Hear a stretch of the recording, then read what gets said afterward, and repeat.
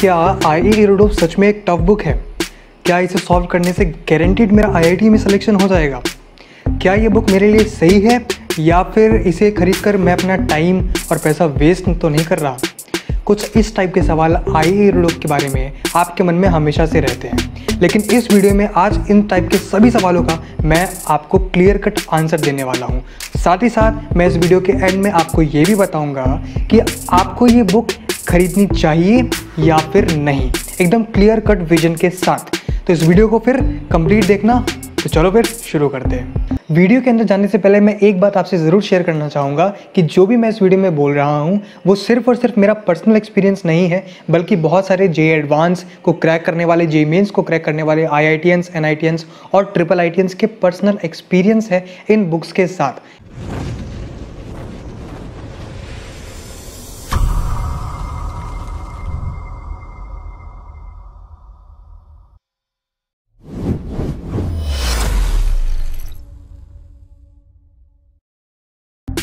तो जो सबसे पहला हमारा सवाल आता है वो ये है कि क्या ये बुक सच में एक टफ बुक है या फिर लोगों ने एक हाइप बना के रखी है?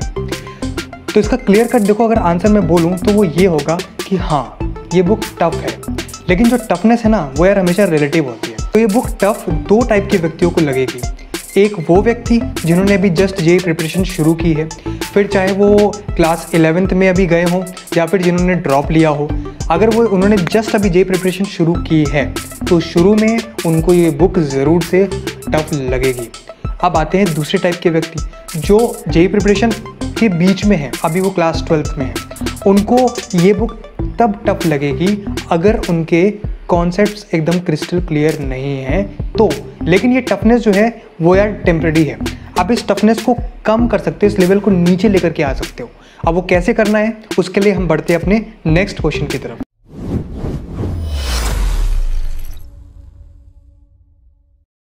देखो, नो डाउट कि यार ये बुक हमारे लिए टफ है, लेकिन जब भी कोई चीज़ हमारे लिए मुश्किल होती है तो हम क्या करते हैं? हम उस पर काम करते हैं। जैसे जब हम छोटे थे हमारे लिए बोलना चलना बहुत मुश्किल था, लेकिन आज देखो हम एकदम फर्राटे से बोलते हैं, बल्कि हम दो लैंग्वेज को मिक्स करके बोलते हैं, है ना, अलग अलग भाषाओं में बोलते हैं। तो आज हमारे लिए वो चीज़ कितनी आसान है। क्यों? क्योंकि हमने उस पर काम किया। सिमिलरली ये जो बुक है आज आपके पास IE इरुडो, ये हो सकता है आपके लिए आज मुश्किल हो, टफ हो, लेकिन अगर आप इन 4 चीज़ों पे काम करोगे जो मैं अभी आगे वीडियो में बताऊंगा, उन पे अगर आप काम करोगे तो आपके लिए ये बुक एक खेल जैसा होगा। PUBG तो यार आप सबने खेला होगा, है कि नहीं? चिकन डिनर तो आपने कई बार लिया ही होगा। अच्छा, तो उसी बेसिस पे अगर मैं आपसे पूछूं कि क्या ऐसी वो सबसे इम्पोर्टेंट चीज़ है जिससे आप किसी भी लेवल के प्लेयर को यूँ हरा सकते हो, क्या है वो चीज़? वेपन। सही बोले एकदम। एक अगर आपके पास एक अच्छा वेपन हो तो आप अपने से भी ऊपर वाले जो लेवल के प्लेयर्स होते हैं आप उनको भी बहुत ही आराम से हरा सकते हो, है कि नहीं? और अगर मैं अच्छे वेपन की बात करूं तो सपोज करो आपके पास एक ग्रोजा है, तो क्या उसके बाद आपको पूरे PUBG मैप में आप क्या बहुत शान से नहीं घूमोगे? क्या आपकी मेंटेलिटी एकदम टॉप लेवल पे नहीं होगी? आप ये सोचोगे ना कि कोई भी बंदा आ जाए, आज मैं देख लूँगा, मेरे पास एक बहुत अच्छा वेपन है, मैं आज अपना किल लेकर ही रहूँगा, है कि नहीं? तो जो ग्रोजा उस वर्चुअल वर्ल्ड में जो काम कर रही है, सेम काम रियल वर्ल्ड में कॉन्सेप्ट क्लैरिटी आपके लिए करेगा। अब ये जो वेपन है कॉन्सेप्ट क्लैरिटी, यही आपके इरुडो के क्वेश्चंस को डिकोड करने में, उनको सॉल्व करने में, सही आंसर निकालने में सबसे ज़्यादा आपकी हेल्प करेंगे। जब भी तुम्हारे टीचर, तुम्हारे फिजिक्स टीचर या कोई भी और टीचर, जब भी वो किसी भी तुम्हारी क्लास में नया चैप्टर शुरू करें तो तुम्हारा काम ये होना चाहिए कि अगर वो कुछ भी नया पढ़ा रहे हैं, कुछ भी नई डेफिनेशन बता रहे हैं, तो तुम उनको ध्यान दो। उन्होंने जो डेफिनेशन बताई है किसी भी कॉन्सेप्ट की, उसको देखो ध्यान से, उसको समझो, उसको रटो नहीं, उसको डीप में एनालाइज करो, उसके एक एक वर्ड्स को ध्यान से पढ़ो, उसके अजम्पशंस को देखो, वहीं से तुम्हारी कॉन्सेप्ट क्लैरिटी चालू हो जाएगी। अब आपके पास ग्रोजा तो आ गई, लेकिन क्या सिर्फ ग्रोजा से आपका काम बन जाएगा? नहीं। अगर कोई एनिमी बहुत दूर बैठा हुआ है, आपको उसको मारना है, आपके पास क्या होना ज़रूरी है? एक स्नाइपर। और स्नाइपर्स में भी अगर मैं बात करूँ तो बेस्ट अगर आपके पास OM हो, AWM अगर आपके पास हो, तो आप किसी को भी एक हेडशॉट में मार सकते हो, है कि नहीं? तो वो जो वर्चुअल वर्ल्ड वाली जो स्नाइपर और OM है, वो रियल वर्ल्ड में आपके पास इमेजिनेशन पावर है, यानी कि आपको जो वेपन नंबर 2 है वो है इमेजिनेशन पावर, जो आपकी आईईआरडोफ को सॉल्व करने में बहुत हेल्प करेगा। आपकी इमेजिनेशन बहुत अच्छी होनी चाहिए। अब इसको अच्छा कैसे करना है, सोचो। तुम्हारे पास सामने एक क्वेश्चन आया, तुमने उसको पढ़ा, तुम्हें हल्का सा वो टफ लगा, हल्का सा वो डिस्टर्बिंग लगा, तुमने क्या किया, तुमने अपनी आंखें बंद की, आइज क्लोज की, जो भी उस क्वेश्चन में आपसे सिनेरियो बोला गया था आपने वो इमेजिन करना शुरू कर दिया। हो सकता है उसमें कोई एक 3D स्पेस में आपको कोई ऑब्जेक्ट उसने बोला हो इमेजिन करने के लिए, आपने वही इमेजिन करना शुरू कर दिया। 30 to 50% आपका क्वेश्चन सिर्फ और सिर्फ इमेजिनेशन से ही सॉल्व हो जाएगा। आपने इमेजिन किया, आपने वो चीज़ अपने रजिस्टर में नोट की, वो चीज़ लिखी, आपने सॉल्व करना शुरू किया, मैथमेटिकल चीज़ें लगाई और यू क्वेश्चन सॉल्व। इतनी पावर है इमेजिनेशन की, ठीक है। इसलिए इमेजिन करो चीज़ों को।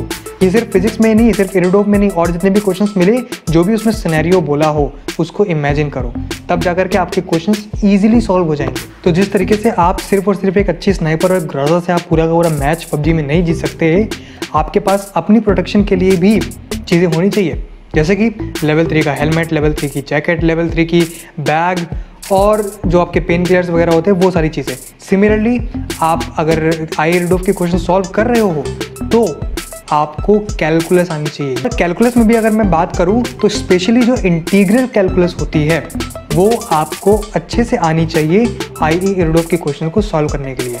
ये था आपका वेपन 3। अब वेपन 4 पर आते हैं। वेपन 4 क्या है जी, ये कोई पबजी से रिलेटेड नहीं है, ये जनरल है एकदम। वेपन 4 है पेशेंस। पेशेंस क्यों? क्योंकि सपोज आप कोई क्वेश्चन उठा रहे हो, आपसे वो सॉल्व नहीं हुआ, तो आप ऐसा मत करो कि उसी में लगे ही रहो, ऐसा भी मत करो। या फिर आपने उसको थोड़ा बहुत सॉल्व किया, थोड़ा बहुत देखा, 2-3 मिनट आपने उसको सॉल्व करने की कोशिश की, आपसे नहीं हुआ, आपने बुक बंद की और रख दी और अगले 10-15 दिन तक कुछ भी नहीं किया उसमें। नहीं, ऐसा नहीं करना है। ना तो आपको बिल्कुल ही छोड़ देना है, ना ही आपको उसको पकड़ के बैठना है। आपने देखा नहीं सॉल्व हो रहा है, आपने बुक को बंद तो किया, लेकिन आप दोबारा गए, अपने कॉन्सेप्ट को रिवाइज किया, अपने टीचर से भी पूछा, पेशेंस रखा, उसके बाद आपने फिर से इसको सॉल्व किया, तब आपसे वो क्वेश्चन हो गया।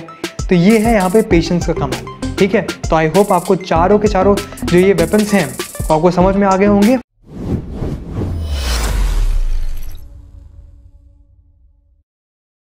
अब हम जल्दी से आते हैं अपने थर्ड क्वेश्चन पे, जो कि है is it mandatory for JEE? क्या इसे सॉल्व करेंगे तो ही आईआईटी में सिलेक्शन होगा, ऐसी चीज़? तो यार इसका सिंपल सा आंसर है नहीं, ऐसा नहीं है। अब ऐसा क्यों नहीं है वो बताता हूँ। क्योंकि यार बहुत सारे ऐसे आईआईटीएंस और एनआईटीएंस हुए हैं जिन्होंने इस बुक को बिल्कुल भी सॉल्व नहीं किया है, और कुछ ऐसे भी हुए हैं जिन्होंने थोड़ी बहुत इस बुक को सॉल्व किया है, पूरा इन्होंने बिल्कुल सॉल्व नहीं किया इसको, लेकिन फिर भी उन्होंने जे एडवांस क्रैक किया और वो आईआईटीएंस, एनआईटीएंस और ट्रिपल आईटीज में जिन्होंने एडमिशन लिया है, ठीक है। इसलिए अगर आप सिर्फ और सिर्फ जेईई की पर्पस के लिए आप इस बुक को सॉल्व करने की कोशिश कर रहे थे तो आपके लिए मैंडेटरी नहीं है। जैसे कि एचसीवी है, वो एक मैंडेटरी है आपके जेईई के लिए, लेकिन आईईआरडोफ उन बुक्स में नहीं है।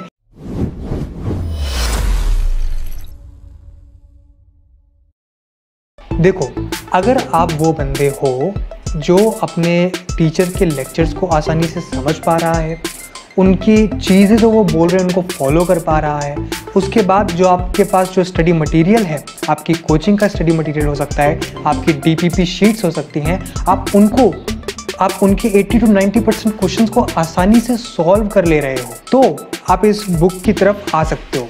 अदरवाइज अगर आप इस बुक को बाय भी करते हो तो यार ये बुक साइड में कहीं रखी रहेगी, उसके अलावा फिर इसका कोई यूज़ नहीं रहेगा, ठीक है। बाकी यार अगर आप पर्सनल मेरा ओपिनियन पूछो तो आपको ये बुक ज़रूर से बाय करनी चाहिए। वो इसलिए क्योंकि यार बुक की कॉस्ट ज़्यादा नहीं है। सपोज़ करो कि आपको बीच में मन किया कि आओ यार एक बार इस बुक को सॉल्व करके देखते हैं, तो आपके पास ये बुक रहेगी, आप उसको उठाओगे और आराम से सॉल्व करोगे और हो भी जाएगी, हो सकता हो भी जाए उसमें कुछ क्वेश्चन, अगर आपके कॉन्सेप्ट उस टाइम पे क्लियर हुए तो बुक की में यार इन्वेस्टमेंट उतनी ज़्यादा नहीं है, ठीक है। तो आप इसको बाय कर सकते हो। आप में से जो लोग इसको बाय करना चाहते हैं वो नीचे मैंने उसमें अमेज़ॉन की डिस्क्रिप्शन में लिंक दे रखा है, आप उस पर क्लिक करके आप जा सकते हो, अमेज़ॉन पे बाय कर सकते हो। और थोड़ा सा इन्वेस्टमेंट नहीं करना चाहते हो तो रुक जाओ, इस वीडियो को लाइक करो। इस वीडियो पे अगर 100 लाइक्स आ जाते हैं तो मैं एक गिव अवे करूँगा। मेरे पास जो मेरी ये बुक पड़ी हुई है, ठीक है। इसका मैं गिव अवे करूँगा अगर आप इस वीडियो पर 100 लाइक्स करते हो प्लस कमेंट भी करते हो।